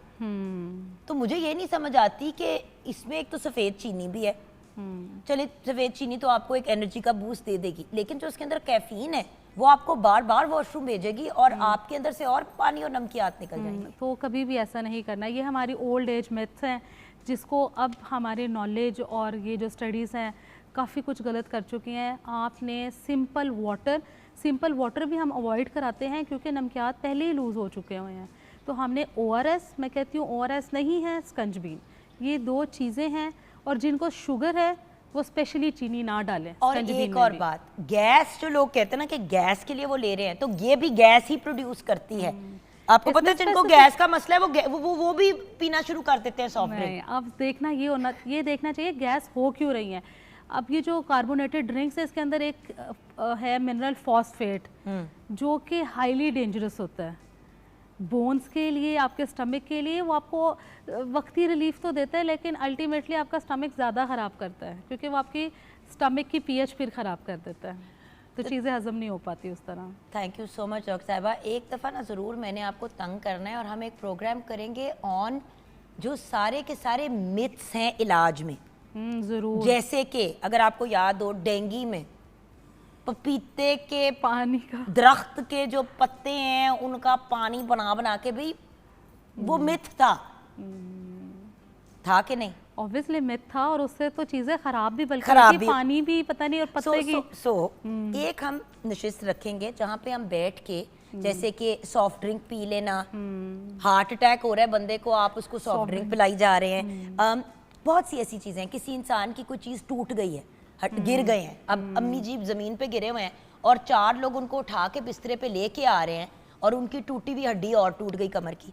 तो इन चीज़ों पे डॉक्टर साहिबा ज़रूर बात करेंगे। एक दिन एक सेशन रखेंगे जिसमें जो सारी हमारी मिसकंसेप्शंस है और जो हम बहुत बड़ी बड़ी मिस्टेक्स कर जाते हैं घरों में ना जानते हुए, उस पे ज़रूर एक दिन बात करेंगे इंशाल्लाह ज़रूर। Thank you so much for today doctor साहिबा। आप ब्रेक की तरफ जाएंगे व्यूअर्स, ब्रेक के बाद जब वापस आएंगे तो हम बात करेंगे रबीउल अव्वल की मुनासबत से।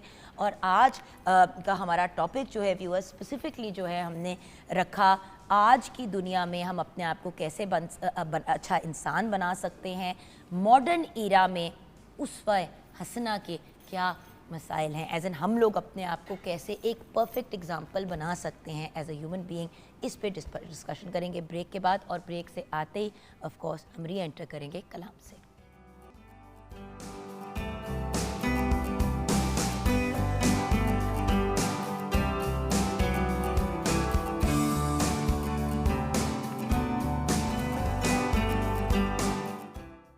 रोशनी का हवाला हमारा नबी, तिरगी में उजाला हमारा नबी,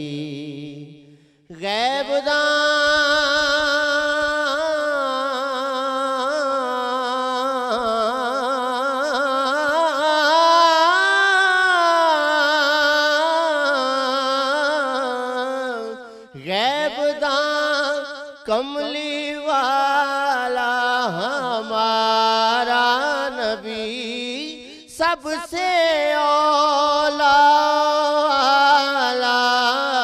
हमारा नबी,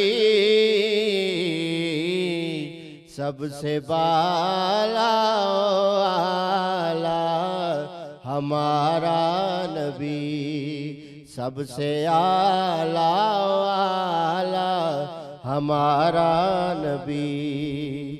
दर पे गैरों के ज़हमत न फरमाइए, भीख लेने मदीने चले जाइए।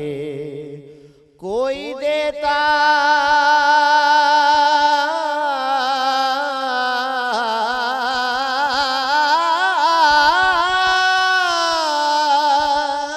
कोई देता है तो सामने लाइए, कौन देता है देने को मुँह चाहिए। देने वाला है सच्चा हमारा नबी, देने वाला है सच्चा हमारा नबी। अब न दिल पे कोई बात लीजिए के है, जामे कौसर कोई दम में पीजे के है। ऐ नसीर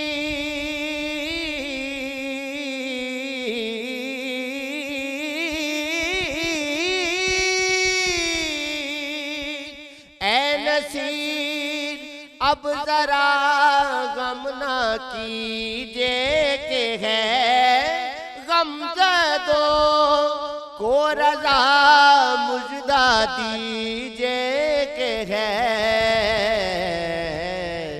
बेकसों का सहारा हमारा नबी, बेकसों का सहारा हमारा नबी, सबसे औला आला हमारा नबी। सुभान अल्लाह, सुभान अल्लाह, जज़ाकल्लाह। बहुत खूब। हमारे बहुत ही प्यारे और बहुत ही लाडले भाई, कभी कभी हमें मौका मिलता है इनको अपने प्रोग्राम पे बुलाने का, आखिर मसरूफ़ ही इतने होते हैं। नेशनल असम्बली में एंड सेनेट ऑफ पाकिस्तान के ऑफिशियल नात ख्वां हैं हमारे बहुत ही प्यारे भाई मोहम्मद नुमान अरशद गौरी। अस्सलाम वालेकुम नुमान भाई। वालेकुम अस्सलाम व रहमतुल्लाहि व बरकातहू। वेलकम भैया। अभी हम अपने असातिज़ा को भी वेलकम करेंगे, लेकिन उससे पहले जल्दी से किचन में एक नज़र डालेंगे क्योंकि शेफ़ नूर ने भी अपनी सारी तैयारी मुकम्मल कर ली है। जी, हरी न्याज बिल्कुल रेडी है, गुड़ वाले चावल और गार्निशिंग भी कर दी है और बस। Thank you so much chef Noor. चलें आप बाकी की आप नशिस्त को सुन के एंजॉय कीजिएगा। और व्यूअर्स, अब हम आपकी मुलाकात कराएंगे अपने, वो जो हम कहते हैं ना कि वो जो हमारे टीचर्स हैं, हम भी उनसे सीखते हैं और बाय डिफ़ॉल्ट आपको भी सीखने का मौका मिलता है। मैं हमेशा ये एक डिस्क्लेमर देती हूँ एवरी कपल ऑफ मंथ्स कि मैं एक स्टूडेंट हूँ, स्टूडेंट ऑफ लाइफ हूँ, और जहाँ तक इस्लाम की बात है एंड बीइंग अ मुस्लिम, अभी तो मेरी यही काविश है कि एक अच्छा मुसलमान, एक अच्छा इंसान बन जाऊँ। तो सिखाने वाली तो मेरी बिल्कुल भी औकात नहीं है और ना ही मेरी इतनी नॉलेज है। मैं यहाँ पे एज अ स्टूडेंट बैठती हूँ और ये मेरे टीचर्स हैं। तो आइए कुछ ऐसे असातिज़ा से भी मिलते हैं जो उम्र में मेरे से छोटे हैं लेकिन नॉलेज में कहीं ज़्यादा। मैं बात कर रही हूँ डॉक्टर वकास जाफ़र की, इस्लामिक स्कॉलर हैं, उम्र में भी मेरे से छोटे हैं लेकिन मतलब नॉलेज में कहीं आगे, माशाल्लाह। अस्सलाम वालेकुम भैया। देन ऑफ कोर्स हमारे बहुत ही प्यारे भाई जो गाइड भी करते हैं, समझाते भी हैं और हमारी ज़िंदगी के मसाइल भी हल करते रहते हैं, बहुत ही प्यारे से डॉक्टर तनवीर कासिम। अस्सलाम वालेकुम डॉक्टर। बहुत शुक्रिया। और आज हमें फाइनली मौका मिल रहा है chairperson department of Islamic studies university of अकाड़ा से मिलने का और उनसे सीखने का। तो we are feeling extra lucky today कि डॉक्टर अब्दुल गफ़ार हमारे साथ हैं। अस्सलाम वालेकुम। तो डॉक्टर साहब, आज की जो हमारी कॉन्वर्सेशन है या जिस गुफ्तगू को हम आगे ले जाना चाहते हैं, देखिए जब रबीउल अव्वल, रमज़ानुल मुबारक, मुहर्रमुल हराम, जब भी ऐसे मामलात, ऐसे अयाम आते हैं तो हर बंदा जो है उस वक्त से रिलेटेड वाक़यात और उसके बारे में बात करते हैं। बिल्कुल ऐसे ही। उन चीज़ों से या उन वाक़यात या उन हस्तियों से हम सीख क्या सकते हैं आज की मॉडर्न दुनिया में, ये हमारा ऑब्जेक्टिव है। बिल्कुल सही। तो उसवाए हसना से मुराद क्या है, इसका मतलब क्या है, बचपन से सुन रहे हैं, है क्या ये? बिल्कुल ऐसे ही। जी सर। बहुत अच्छा सवाल किया आपने माह रबीउल अव्वल की मुनासबत से, क्योंकि ये एक हमारा ईमानी तकाज़ा है कि हम इस माह मुबारक में अपने प्यारे आका करीम जनाब मोहम्मद करीम रऊफ़ुर रहीम अलैहिस्सलातु वस्सलाम की सीरत को, आपके उसवा हसना को सीखें, क्योंकि ये आपका ख़ुद फरमान है, ला युमिनु अहदुकुम हत्ता अकूना अहब्बा इलैहि मिन वालिदिही व वालदिही वन्नासी अजमाइन। तो आपने जो सवाल किया इस प्रोग्राम की मुनासबत से उसवा हसना के बारे में है, तो ये चीज़ बुनियादी तौर पर हमें समझना है कि कुरान मजीद में दो बड़ी हस्तियां हैं जिनके बारे में अल्लाह ताला ने उसवा हसना का लफ्ज़ इस्तेमाल किया है, इवन कि और किसी नबी और रसूल के बारे में भी इस्तेमाल नहीं किया। सही। और एक तो वो आप अलैहिस्सलातु इस्लाम के जो जद हैं, आपके जो बाप हैं, जिनको जद्दुल अंबिया भी कहा जाता है, हज़रत इब्राहीम अलैहिस्सलातु वस्सलाम, क्योंकि आपने दीन इब्राहीमी कोई की ही तकमील फरमाई है और उनकी ही नस्ल से हज़रत इस्माईल अलैहिस्सलातु इस्लाम से अल्लाह ताला ने आपको पैदा फरमाया है। तो अल्लाह ताला ने सूरा अल-मुम्तहिना में फरमाया है, लक़द कानत लकुम उस्वतुन हसनतुन फ़ी इब्राहीम, कि यकीनन तुम्हारे लिए इब्राहीम अलैहिस्सलातु इस्लाम की ज़िंदगी में बेहतरीन उस्वा है, यानी उस्वा कामिला है। सही। तो उसके बाद हमारे प्यारे करीम हज़रत मोहम्मद रसूलुल्लाह सल्लल्लाहु अलैहि वालिहि वसल्लम तस्लीमन कसीरा की ज़ाते बाबरकात है कि जिनके बारे में अल्लाह ताला ने ये अल्फाज इस्तेमाल फरमाए हैं। सूरा अल-अहज़ाब में है 21 नंबर आयत में कि लक़द कान लकुम फ़ी रसूलिल्लाहि उस्वतुन हसना।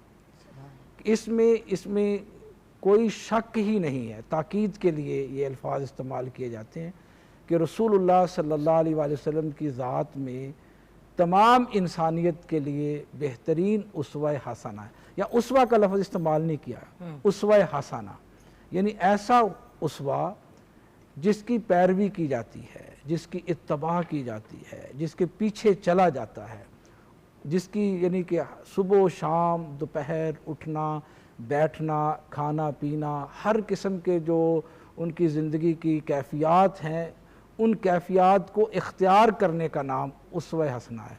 यानी इन तमाम उमूर में पूरी कायनात में आपसे पहले भी और आपके बाद भी कोई हस्ती ऐसी नहीं आएगी जिसको उसवा हसना करार दिया गया हो, उसवा कामिल करार दिया गया हो। इसलिए हर मामले में आज की इस ग्लोबल दुनिया में भी, ग्लोबलाइज्ड हो चुकी है ना दुनिया, उससे बढ़कर बल्कि ग्लोबल हट की तरफ हम जा रहे हैं और हाइब्रिड का ज़माना है।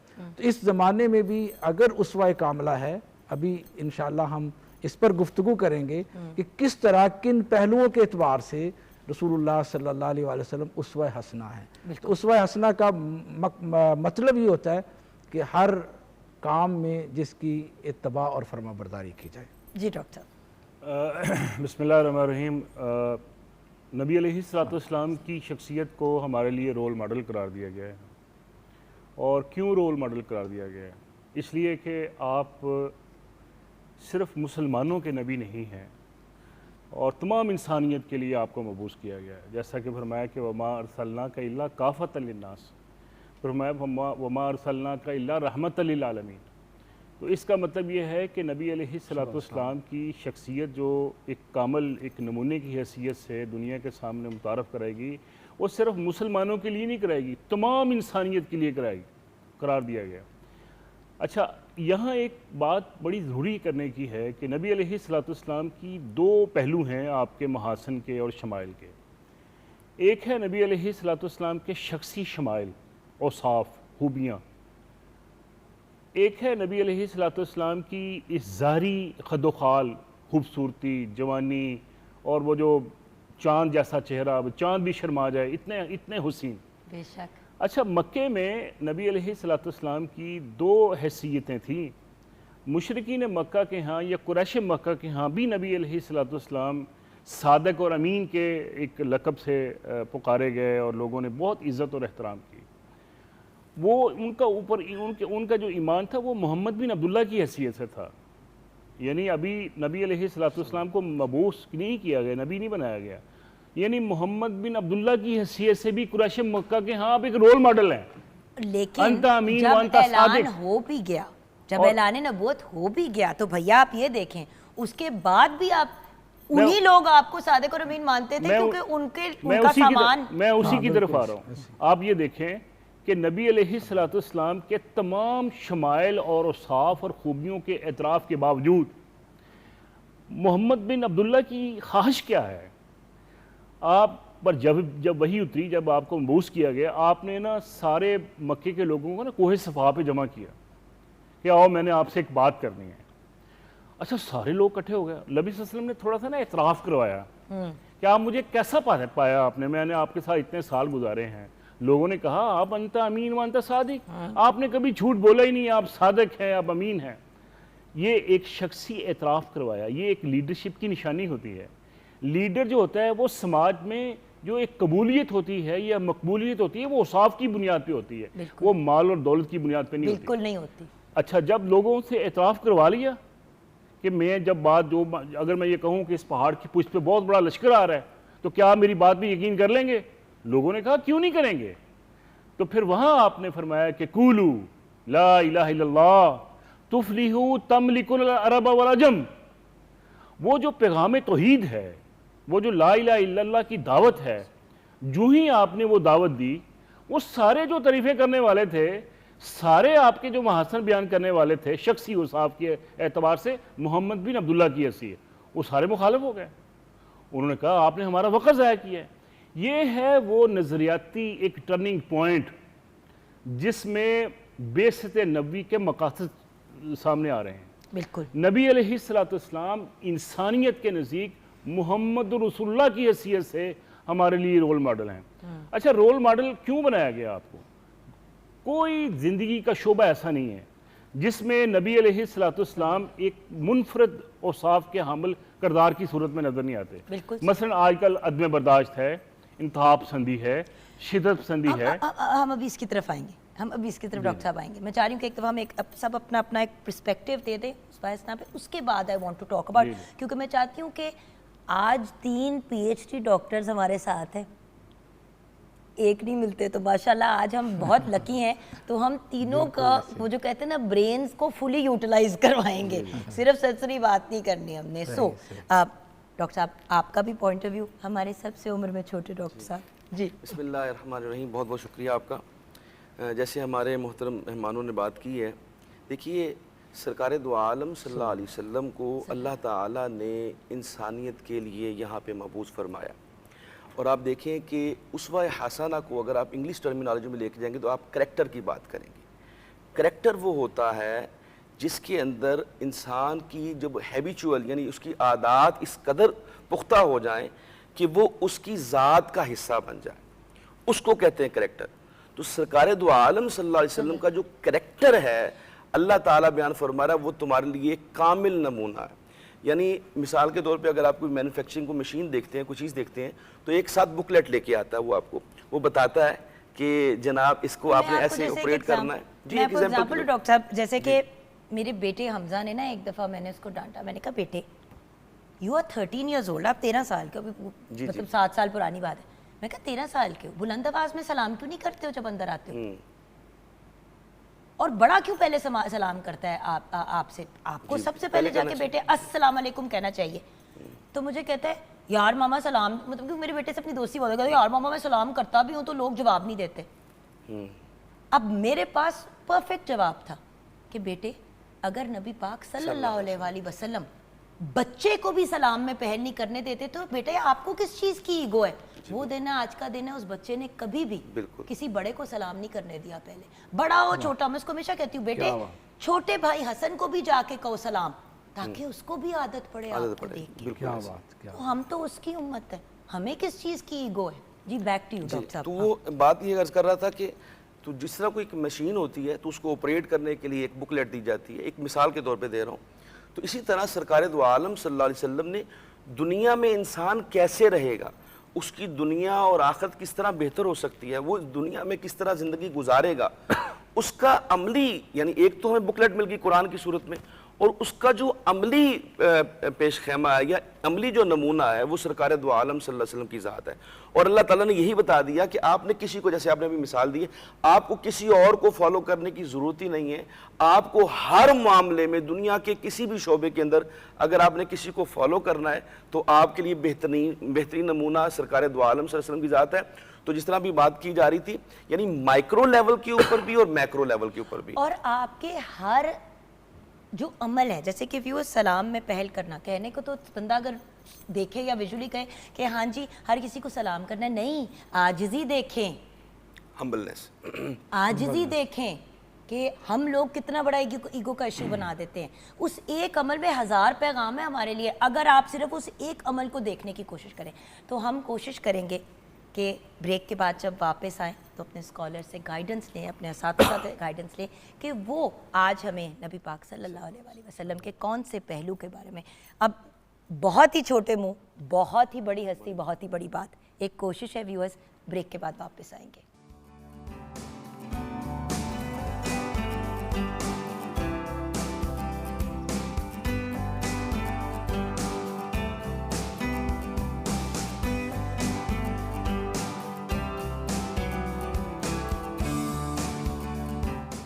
Welcome back from the break viewers. अब हम ऑफ कोर्स जैसे कि आप जानते हैं, हमने सबसे पहले तो अंडरस्टैंड की वो टर्म, वो जो एक बहुत ही खूबसूरत सी, एक बहुत ही उसवाए हसना जो हम बचपन से सुनते आ रहे हैं, स्कूल में इस्लामियात की किताबों में भी, डॉक्टर साहब आप खुद टीचर्स हैं, साथ तो बच्चे होते थे तो तब हम पढ़ते थे, लेकिन आई थिंक क्योंकि हम छोटे होते थे तो हम ज़रा डरते भी थे कि अगर टीचर से पूछेंगे तो डांटना पिट जाए। तो मैंने कहा कि इस उम्र पे मैं एक दफ़ा क्लियर कर लूँ कि एग्जैक्ट मतलब क्या है। आप तीनों ने बड़े खूबसूरती से उसको एक्सप्लेन किया।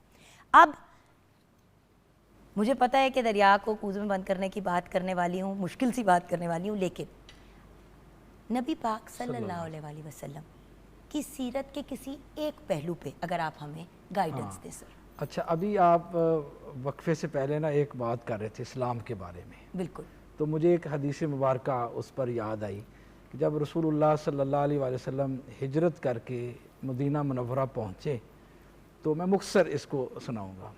तो एक बड़े आलिम थे, यहूदी आलिम थे, बल्कि इससे पहले जितना भी लिटरेचर था, दीनी लिटरेचर, उसका बड़ा आलिम था मदीना मुनव्वरा में, अब्दुल्ला इब्न सलाम रज़ी अल्लाह ताला, बाद में मुसलमान भी हो जाते हैं। बिल्कुल बिल्कुल बिल्कुल। तो थोड़े दिनों बाद उनकी एक कह लें ताजपोशी भी होने वाली थी मदीना मुनव्वरा में। सही। तो कहते हैं कि मैंने आप सल्लल्लाहु अलैहि वसल्लम की आमद का सुना कि आप मदीना मुनव्वरा तशरीफ़ ले आएँ। वो अलामात तो पहले उसको पता था क्योंकि वो दीनी लिटरेचर का आलिम था। तो जब आप सल्लल्लाहु अलैहि वसल्लम मदीना मुनव्वरा तशरीफ़ ले आए तो मगरिब के बाद थोड़ा थोड़ा अंधेरा छा रहा था। तो कहते हैं कि मैं भी उस मजलिस में पहुंच गया, आप कस्बा ऊँटनी के ऊपर सवार थे। तो जैसे ही मैंने आप सल्लल्लाहु अलैहि वसल्लम को देखा तो जो मैंने इलामात और निशानियाँ उससे पहले तुरात, ज़बूर, इंजील, दीनी लिटरेचर में, यहूद के लिटरेचर में पढ़ रखी थी, तो देखते ही मैंने कह दिया हाज़ल वजहु लैसा बिवजहिल कज़्ज़ाब, कि ये वो चेहरा है कि किसी झूठे इंसान का ये चेहरा हो ही नहीं सकता। ये वाक़अतन वो नबी और रसूल हैं जिनकी आमद की खुशखबरी वो पहले लिटरेचर में भी पाई जाती है। तो दूसरी बात ये तो मैंने तासुर था आपको देखते ही। दूसरा ये था कि आपके गिर्द लोग जमा थे। सोचे कैसी हस्ती के जिनका तासुर ही ऐसा हो। ऐसा तासुर था। यानी आप ये देखें कि आप सल्लल्लाहु अलैहि वसल्लम का हुलिया मुबारक की एक झलक है, जिसको हम औसाफ़े हमीदा अश-शमाइल का बयान भी कहते हैं सीरत में।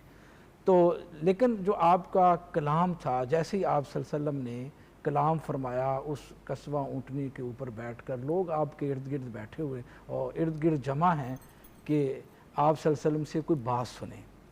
तो जब आपने कलाम फरमाया तो जितने तासुरात थे मेरे ज़हन में इससे पहले वो सब के सब ख़त्म हो गए और आपकी नबूवत और रिसालत पर यकीन और ईमान और पुख्ता हो गया। सुभान अल्लाह। आखिर वो कौन से अल्फाज थे?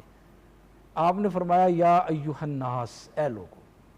इसका मतलब ये है कि आप मशरक़ व मग़रब, शमाल, जनूब, चरिंद परिंद, हैवानात, दुनिया के अंदर जो भी अशिया हैं, जमादात, नबातात, आप सबकी तरफ रसूल और नबी बनकर आए। ये आपकी यूँ समझ लें कि इंटरनेशनल नबुव्वत और रिसालत का एक पर्सपेक्टिव है। अमेजिंग।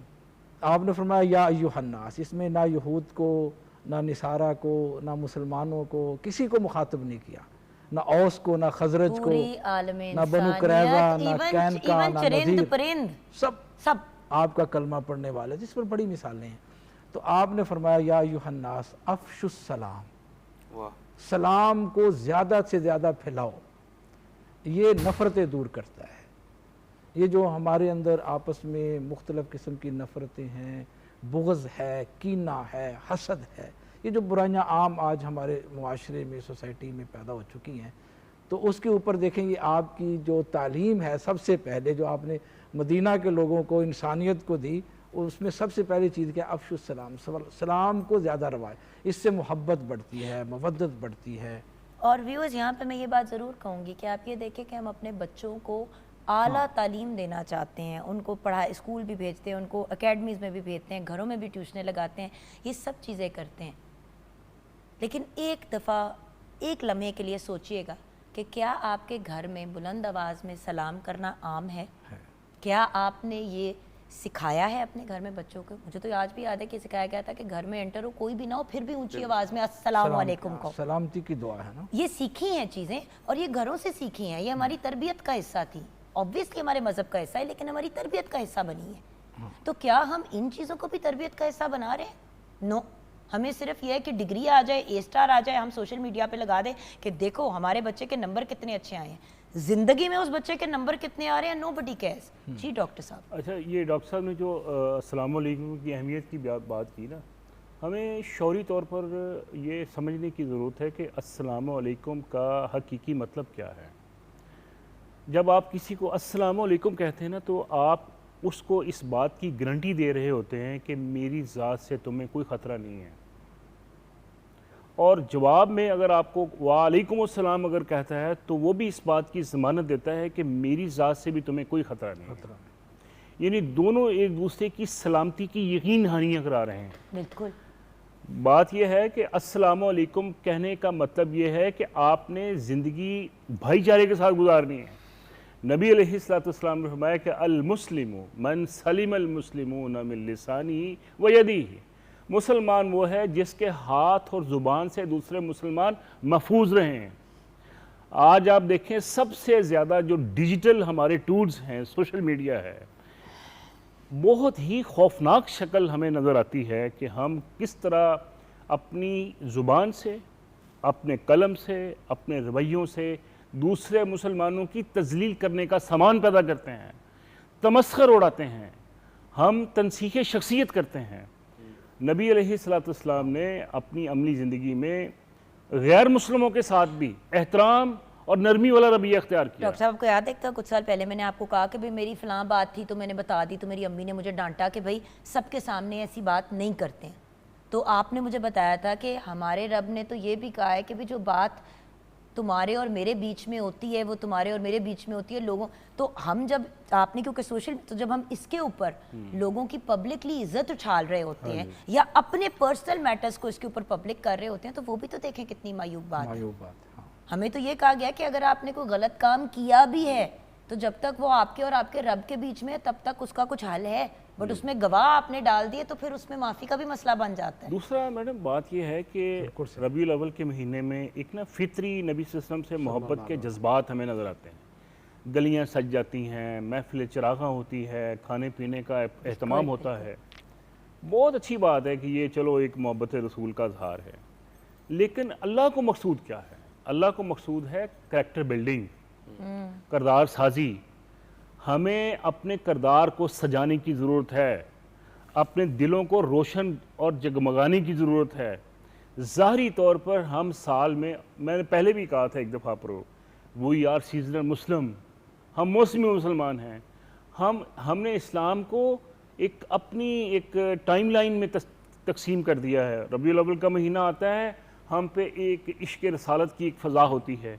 जो ही रबीउल अव्वल का महीना ख़त्म होता है हम हमारे वो जज्बात ख़त्म हो जाते हैं। रमज़ान का महीना आता है, एक तकवे की फ़ज़ा है। जो ही रमज़ान ख़त्म होता है मस्जिदें बेरौनक हो जाती हैं। तो इस्लाम जो है वो कोई आधा तीतर आधा बटेर नहीं है। उदखुलू फी सिल्मी काफ़ा की बात की जाती है कि इस्लाम के अंदर पूरे के पूरे दाखिल हो। वैसे आप बिल्कुल सही कह रहे हैं। मुझे आज भी याद है कि मैं ना सुबह वॉक पे निकला करती थी, तो ऑब्वियसली जब रमज़ानुल मुबारक होता है तो आपको पता है फजर के वक्त भी बहुत रश होता है मसाजिद में, बल्कि बड़ा खूबसूरत लग रहा होता है। ऐसे लग मतलब वो 5 नमाज जो जमातों का टाइम है, एंड कुछ लोग तहज्जुद के लिए भी आते हैं, ब्यूटीफुल। ईद के चौथे दिन मैं सुबह वॉक पे निकली, उसी तरह फजर के वक्त 3 माशाल्लाह घर के पास मस्जिदें हैं, एक गाड़ी एक बाइक नहीं खड़ी थी फजर के वक्त। अंदाजा करें, मैं हक्का बक्का थी, मैंने कहा यार ये अब कौन लोग हैं। और आपने जो सीजनल बात की, मुझे यही तो दुख होता है कि यही मैंने आपको डॉक्टर साहब आज जब शुरू किया आप सबके साथ तो यही कहा ना कि मुहर्रम हो गया, रमज़ान हो गया, एंड देन अपना रबीउल अव्वल के याम हो गए, तो ऑलमोस्ट 2-2.5 महीने हम ठीक रहते हैं, बाकी सारा टाइम जो है वो जैसे मर्जी ज़िंदगी गुजारते हैं। आप ये देखिए ना, एक दूध में पानी की मिलावट वाला जो फेल है, ये कितना आम है। हम जो मिलावट वाली चीज़ें फरोख्त करते हैं, ये नबी की सुन्नत तो नहीं है। नबी अलैहिस्सलाम मदीना में मतलब जब एक बाज़ार का विज़िट कर रहे थे, तो वो जो गंदम थी, वो जो गीली गंदम थी वो नीचे रखी हुई थी और खुश गंदम ऊपर रखी हुई थी। आपने पूछा ये क्या किया है? ये तो आप धोखा दे रहे हैं, यानी आप जो भी उसकी असलियत है वो सामने लेके आओ। तो ये है वो उसवा हसना जिसकी हम बार बार बात कर रहे हैं कि उसवा हसना सिर्फ एक खाली नाम नहीं है। आप बेहतरीन ताजर हैं, उसवा हसना वहाँ तलाश करें। आप बेहतरीन मौलम हैं, उसवा हसना वहाँ तलाश करें। आप बेहतरीन सिपा सलार हैं, उसवा हसना वहाँ तलाश करें। आप बेहतरीन हुक्मरान हैं, उसवा हसना वहाँ तलाश करें। बिल्कुल सही जी डॉक्टर साहब।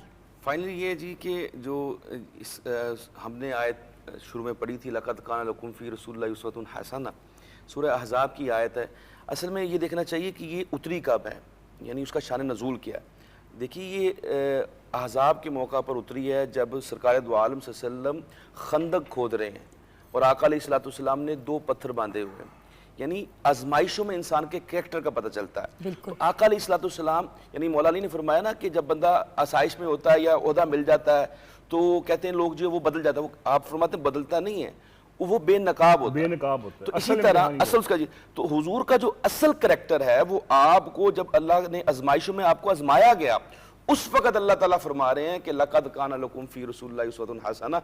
देखिए कि आका अलैहिस्सलाम आजमाइश में किस तरह जो है, तो मैं एक ही लफ्ज़ कहूँगा आका अलैहिस्सलाम के लिए, हुजूर के करैक्टर में जो सबसे बुलंद चीज़ है जिसका जिक्र बहुत कम किया जाता है वो है कंसिस्टेंसी और साबित कदमी, डिटर्मिनेशन।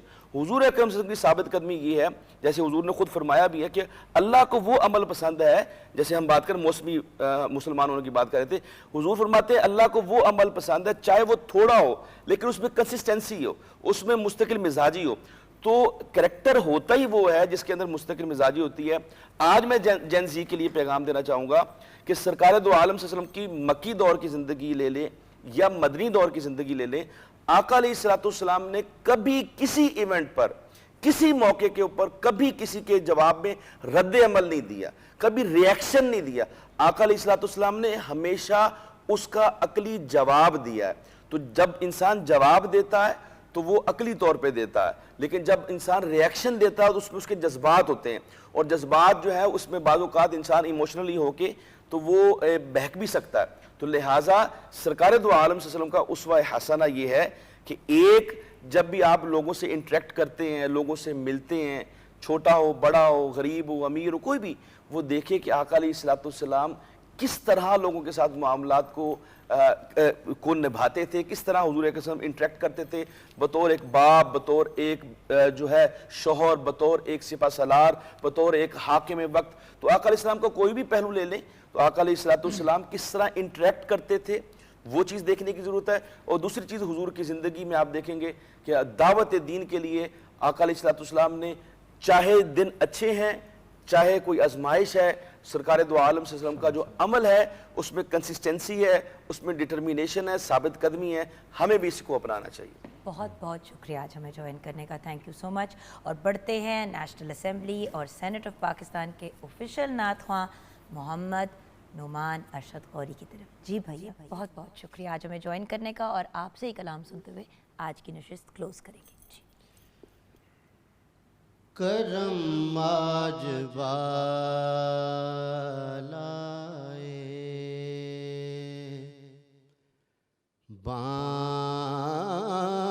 आ गया है, करम आज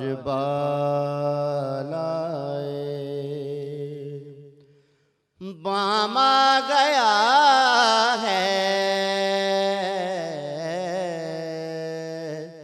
ज़बां पर मोहम्मद का नाम आ गया है, ज़बां पर मोहम्मद का नाम आ गया है, करम आज बालाए।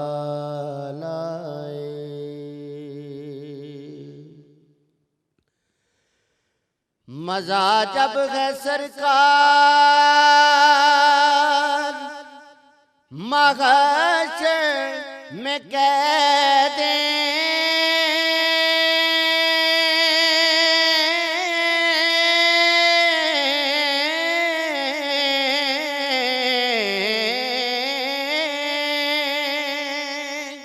मजा जब है सरकार महशर में कह दें, वो देखो हमारा गुलाम आ गया है, वो देखो हमारा गुलाम आ गया है, करम आज बालाए।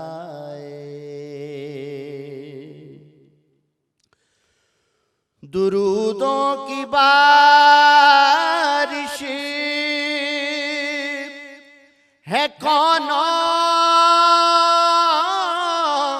मकां पर,